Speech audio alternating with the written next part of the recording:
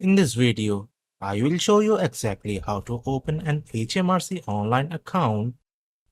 Open your browser and type HMRC in the search bar.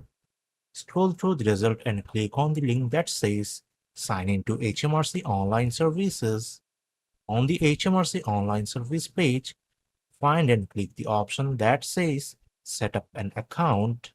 This will take you through the steps needed to create your HMRC online account. You will now be prompted to enter your government gateway user ID. After entering your user ID, type in your password. Make sure your password is accurate and matches the one you used when you created your account. Once you have entered both your user ID and password, click on Sign In. You will now have access to your HMRC online account. And that's how to open an HMRC online account. If this video helps, like, share, and subscribe.